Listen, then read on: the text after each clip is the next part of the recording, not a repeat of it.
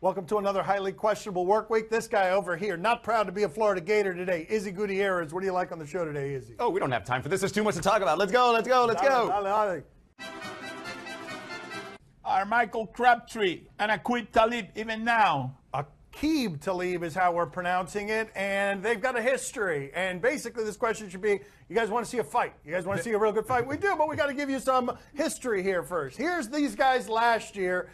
Talib is scary, and he fights with Steve Smith, and here he just pulls his chain, steals his chain. Snatch your chain. Snatch your chain. Very disrespectful. So now we go to yesterday. He said it much cooler than I did. Let's go here. I sounded stiff and starched as I said it. Now, Michael Crabtree did not come here to play a football game. No. No, Michael Crabtree came to here to do this. That's what he put on the uniform, but that was never intended to play any football in this game, and his chain ended up on the floor again. And now, it is the most disrespectful thing you could probably do right about now. Aqib Talib doesn't care about the fight. He just wants to do that again to that man. And he said, really, it's just, I like that chain. It was growing on me, so I wanted to snatch it. It totally makes everything else Michael Crabtree was doing insignificant and makes Talib the winner for the second time. They are not even. Talib is totally winning this competition right here.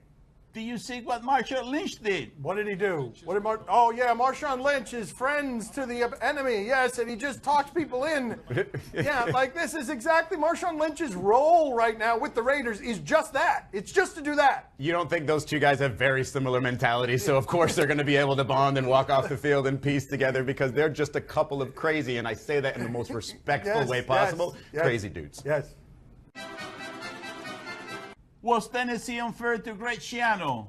The unfairness to Greg Schiano is making an appearance today after Tennessee botched all of this from start to finish. The first thing they do is they hire him. They agree to terms with Greg Schiano, and the fan base doesn't like that for obvious reasons because he's a loser in reputation. But also, as an added bonus, he comes from the Sandusky time as an assistant in Penn State, and so that was dragged out to sort of mask his unpopularity. And now he's not going to be able to probably work again because there's not going to be a campus in the country that's going to want to bring this with their next head coach if he doesn't have a better resume. And Greg Schiano is going to get a buyout here from all the things that they signed. So Tennessee's going to go from wanting a coach to hiring the wrong one to not hiring him to having a scandal to then paying him to not work. And it's kind of hard to really take sides here, so it really is more fun to laugh about it. But if you look at it from the Tennessee fan base situation, they're saying, wow, this guy doesn't really win as a head coach, and he's tied to this scandal. That's plenty of reason not to want him. But if you're Tennessee, you also look at the scandal and say, well, there's nothing really officially tied to him. He's perfectly hireable, except when you've got social media and the instant reaction here. And the funny thing to me about a case like Greg Schiano is you can get to a certain level. You can be the defensive coordinator, offensive coordinator, whatever, and sort of hide behind the head coach. But the second you become the head coach again, all that history sort of floods back and people decide that that's what they want to cling to. And so, yeah, it's really difficult. I don't know which side to take. I think he got a hell of a deal. Getting paid for no working? That's right. Are you kidding me? Right. I mean, they sign you up one day, 48 hours, to give you a bunch of money, and then let you go, man. That's a deal that anybody's looking for. That's it, buddy. I wish I had that kind of a deal. I think it gets from like a consulting business, Schiano, maybe, where, look, I come in for a couple of days, make a noise about your program, you pay me a little money, and I don't actually work for you, so I don't lose the games. I'll get fired right now if you want me to. Just send money my way. Is it time to bench Alex Smith? Oh, hasn't this been the quintessential Alex? I know one guy who can do it. What do you do? Who's this? Oh, it's Andy Reid himself. Andy Reid himself is going, yes. My God. That's longer than any pass Alex Smith has thrown in the last 10 years. That is not a child. I mean, that was unbelievable. How is that a child? How is that allowed to play with other 12 and 13-year-olds? Which side of the ball is more impressive for the Rams? Sean McVay offense or Wade Phillips defense? Let's think about this for a second because the Rams beat the Saints and it was a fun game. The Rams are a really fun team. The head coach of the Rams is 31 years old. At the end of that game, they were up 10 with like 6 minutes left, and he kept throwing the ball. Every coach in that league is afraid handing the ball off in that situation. He kept throwing the ball down the field because he's unafraid. What's most impressive about all of this is a 31-year-old is more fearless than most of the guys twice his age. if you gain the respect of your team the way he has, then you can coach fearlessly. You can do those things, and they'll support you. And with all due respect to Wade Phillips and that defense is probably benefiting from the offense being so good, yes. And Dan, you just said something that's crazy. The Rams are a fun team. Would you have said that last year, that they would be close to a fun team? No. So they're talented, they're winning, they're taking advantage of those skill positions, they're getting the best out of Jared Goff so far in year number 2, and they're fun to watch. There's nothing really that much fun, overwhelming about the defense. That offense, I could watch them all day. You mean to tell me this guy is a coach in the NFL at age 31? That's right. His parents, they must be real proud of him. You know what I mean? So many good things he's doing. You know, his father goes to the games, you know, and watch his kid perform. And I said, boy, you know, I'm very proud of him. I wish I had the same feeling. You know what I mean? And he's good looking. He's also, well, that's also, that too. Sorry, Dan. Should Belly have pulled Tom Brady when the Pats were up big? He loves to call him Bella cheat. That's what the word is, cheat. It's not what you think it sounds like. That's a difficult word. And they win by 18 against the Dolphins yesterday. It was easy. They didn't play very well. They faked a punt inside their own 30 in the first quarter, because what should be done to Belichick after all these years with the AFC East is he should be brought up on criminal charges for abuse because of how much fun it is. He should have sat him, of course, because he got hit a bunch, but only because you can, because they win this division every year. It does make me laugh, this situation with the Patriots. So as a team that can be that cocky, or should be that cocky, right? They win all the time. You think behind the scenes they're looking at themselves like they're, you know what, doesn't stink. And yet they kind of play scared in these situations. You know, when Bill Belichick says, oh, yeah, up 18 with 4 minutes left, that's not really a time where the game is settled. Yeah, it kind of is. And you probably have the most important player in the sport right now, because Aaron Rodgers is not playing. And so, yeah, you might want to handle him a little bit more carefully. How about here for a reminder of Tom Brady's age? Can you show this fumble in this game? There was an interception and a fumble in this game. Tom Brady has never looked older than he looks right here chasing this football, reminding you at 40 years old he might be brittle. He can't live forever. Belichick, he's up about 40 points and still keep breathing the game. You know what I mean?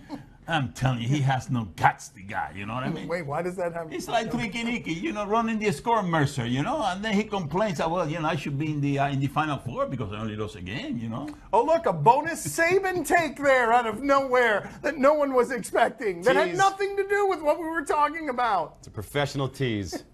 Unbelievable. It has nothing to do with that. Well, they work together with the Broncos. Oh, they work together with Cleveland, with the Browns. That's right. They work together there. You know, Belichick. Who made the better hire, UCLA or Florida? Oh, they made big hires. They get the fan base all excited because they fired the previous big hires. Jim Mora and Jim McElwain, they were big hires when they were made. And now you've got the new batch, Chip Kelly and Dan Mullen. I think that Chip Kelly, I want to see him with athletes. He'd get them at either school. So I think the choice here would be Chip Kelly, whichever one of these two schools that he chose, because both of them are going to get athletes. And you want to see Chip Kelly play with athletes. Yeah, it definitely looks like Florida sort of lost in this transaction, right? Because they were interested in Chip Kelly. UCLA said, no, let me get in on that. And they ended up taking Chip Kelly, which might have more to do with his familiarity with the Pac-12, more so than which job is better. But I wonder with these two situations, with one in Dan Mullen, where, A, he's been familiar with Florida as their former offensive coordinator, won a championship there, went to Mississippi State, obviously knows the SEC, and had very good success at a school that doesn't normally have that level of success. So you wonder if at a big school like Florida, again, he can have Chip Kelly type of success, and if Chip Kelly, on the other hand,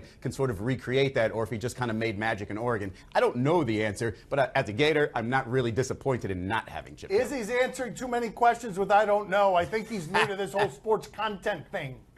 They are in college, you know, with the kids. They go to the big boys league, and they don't cut it there, and then they got to go back to the college, you know, to play college football. You know, it reminds me of Tricky Nicky, Chip Kelly. Oh, he's talking to you, Chip Kelly. He called you Chip Kelly, not what it sounded like with his accent. Chip Kelly. Chip Kelly, that's right. Chip Kelly. Tricky Nicky too, I know, but that doesn't sound like Dad.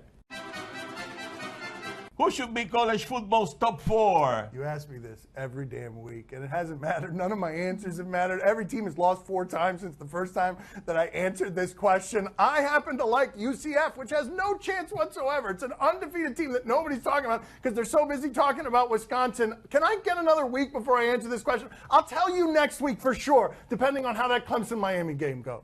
pretty sure I answered 3 of the last 5 questions with an I don't know, so this is going to be a follow-up situation, but I will pile on to the UCF situation. How many people do you think were watching Shaquem Griffin play for the first time that day and were just overwhelmed by him? And that game against USF was amazing. I feel like with the lack of great one-loss teams, and you're just debating all those, I would say you throw a 0-loss UCF team in the mix. See what happens. He went out there with it. He started with I don't know, and he got to putting UCF Just in his dropping Final a quick Four, grenade which in there. I'm not even doing, and I think they're great. You guys are soft. The question was pick the Final Four. Okay, you pick it. You pick it, big man. What are the Final Four? It's going to be Clemson, it's going to be Wisconsin, it's going to be Auburn, and it's going to be Miami. Wait, how?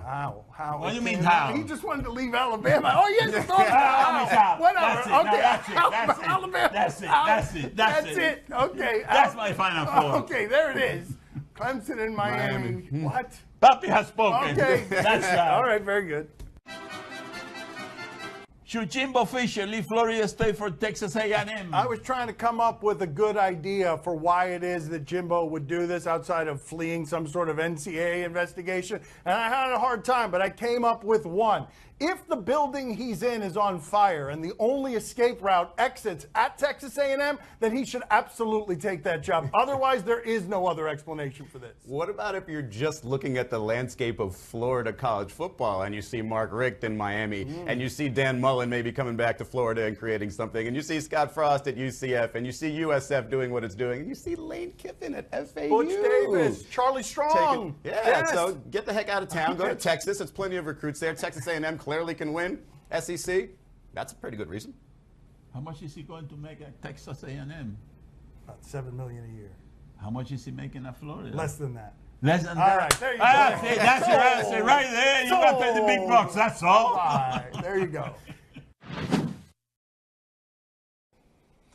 I'm sorry, Miss Jackson. I am for real. Never meant to make your daughter cry. And I apologize 1 trillion times. I'm sorry, Miss Jackson. I'm for real. Never meant to make your daughter cry. I apologize 1 trillion times. I'm sorry, Miss Jackson. I'm for real. Never meant to make your daughter cry. I apologize 1 trillion times. Old school. He's not really sorry. Miami. Time to play the game that is totally basted, bro. Do you question? You give us topics and events. We question them. Do you question if this was supposed to be a fake? Oh, this is excellent here. FIU, right down the street from here, against Western Kentucky. This is Western Kentucky, and look at this. They're in the punting formation, and the punter sees perhaps a little bit of a weakness here. He's going to wait it out. And, oh, I do see a weakness. Oh, I chose poorly. I am not as fast as I thought I was. Oh, and now I'm clumsy to boot. This guy just came in and kicked it. Oh, that's not a... Oh, yeah. That's FIU, buddy. Yeah. That's it. That's FIU football, baby. And Woo! that's the last time Yes. you ever drop a play where it says Yes. punter option, because that punter should not be thinking on the Hold field. on. Let's see that again, though. I want you guys to see how tantalizing that left side of the field is. Look at this. Look at this. Tell me you wouldn't want to run here, too, if you were him. Look. I'm stalling. Look, everybody's leaving. I've got it. Oh, I didn't go for this guy. Oh, my. Oh, the horror of my ways. Did he just kick the football? If there are actual kids who grow up wanting to be kickers, I don't know if that's real, but if there are kids who grow up wanting to be kickers, this is the nightmare that they have every single time that they think, what's the worst thing that could happen? It's that. That's kind of a career ender. You know, you got to be able to kick that ball, buddy. I mean, if you're going to be a kicker, you got to be able to kick that ball. No matter what happens, you know, you got to be able to stick your chest out ball, and yeah, kick kick it. that ball. Doesn't matter where it goes, you got to kick it. That's right. That's good advice. Just over and over. Repeat it again and again until your dumb son gets it through his thick skull. Then you got to just kick the Kick that ball. Do you question if Mohamed Sanu should play QB more? He is, I think for his career, he's got a perfect passer rating. I think he's got 6 for 6. Every time he throws a pass, it's a completion. And let's look at what we've got here. It's kind of like Tom Brady. Every time he throws a pass, it's a completion. And they go to a wildcat formation. And you got to be wary. Are you looking at Matt Ryan? No, don't look at Matt Ryan. Here we go. No. And then, Julio. yeah, see, he didn't really have a whole lot to do with what was happening there. No. I'll tell you this much. Julio slowed down, was a great receiver, fended off the defensive back toward the end there, and made the throw look perfect, when really it was just a pretty good throw. But listen, I will take Mohamed Sanu over Alex Smith right now for the rest of the season for the Kansas City Chiefs. Bet you they go further with Sanu as quarterback than Alex Smith. That is ridiculous. The most asinine thing ever said on these airwaves. Look at the stats. So after all, it's not Matt Ryan, it's Julio Jones. That's right. It's That's always it. Julio Jones. Yeah, Matt Ryan was exposed. Mohamed, look at Mohamed. You know what I mean? Matt Ryan look at was Mohamed. exposed. Yeah, a couple of plays into the game, he can throw deep. You know what I mean? Okay, my father trying to outtake Izzy, who put the take in mistake. Mohamed, he wouldn't have blown that lead in the Super Bowl, about 28 points with about 7 minutes left. That's right. Well, that part he's right about. That's right. That's right. I mean, Mohamed would have just run the We ball. want Mohamed from now on. That's what the Falcons fans are saying. We want Mohamed from now on. Only when we're up 28-3 in the Super Bowl. Time to play the game that saw some great deals for treadmills on Cyber Monday. See? Really? Oh, no. You gave me the elbow. We thought you were talking about Izzy. Really? You tell us what to watch on television today. We'll tell you if we're intrigued or not. Tonight on ESPN, Monday Night Football, Texans and Ravens. Oof. Oof. It's a bad football game. Let's check in with the Texans celebrating on the sidelines. Savage from the shotgun. After a touchdown. They cement-footed Tom Savage. Can't throw. That's Lamar Miller, former Dolphin. Oh, and a celebration. Yes. Relay. Yes. I saw some funny audio the other day. DeAndre Hopkins, a guy from the opposing team, came over and said, "Man, you're the best doing it." And he's like, "I know." I think it would have been funnier if one of them would have dropped the football as the baton. Yes. Izzy, are you intrigued? No. Okay, you hadn't given any thought to that. Bobby, are you intrigued? Oh, None. see, No thought. I'm very intrigued. Are you kidding me? Tom Savage against Jose Flacco? That's right. That's not my type of game, buddy. I'm right there. I put up. That's right. No, Jose man, Flacco, get outta Tom here. Savage, plus, Get outta here. Nobody wants to watch this. is I knew you were broadcasting the gonna game. go there. ESPN, you gotta back up ESPN. No, you don't have to back up $1.9 billion, ESPN. You gotta have a few viewers. It is one- I'm going to be glued right there to that seat, watching the game tonight, Tom Savage against Jose Flacco, and you got John Skipper paying the big bill there, We gotta support the boss. I got your back, John. I got your back. What? He's giving him private messages now? He just knows how to succeed at this network. On NBC Sports Bay Area, Kings and Warriors. You kidding me? The Kings, Sacramento Kings, my favorite basketball team. Are you kidding me? All the way from Sacramento. The Kings. Let's check in with a halftime contest of some sort. Weird. What? All the way from Sacramento. Whenever you're ready, my friend. Oh, wow. Jump shot with Gene. Oh, we did not I was going to practice say, this. man, that guy he got up there and loaded it up. He was so confident. Steph makes this look so easy. Oh, no. Izzy, are you intrigued? No. But I did have an answer. I normally say yes because it's the Warriors. What I am intrigued by was why all the way from Sacramento? All the way from Sacramento. Now you're upset tonight in the making. San Francisco's right there. Oakland's not that far. Bobby, are you intrigued? Are you kidding me? The Sacramento Kings, I'm telling you something, they're going to make basketball history tonight. There's going to be a major upset, in that area there, in the Bay Area there. You got Vince Carter, that guy's about 45 years old and he's still going strong. And then you got what's his name? George Hill, he's a hell of a point guard, And I forgot Who else? Who else? and they got Zebo is there too, They got a hell of a 1-2-3 punch there, I'm telling you. That's right. It's going to be too much for the Warriors to handle them tonight. You're going to bury them in age. That's right. Vince Carter is going to have a hell of a night. All right. It's going to be senior night. That's all the time we have for today. Thank you for watching. It is? All right. Thanks for watching. I'm sorry, it's an Izzy week. An easy week. I wish we had a Thanksgiving every week. No, wouldn't that be great? Oh, yes, that would be 800 cranberry pounds. sauce, Yes. turkey, Oh, I wish we could eat during the show. Mashed potatoes.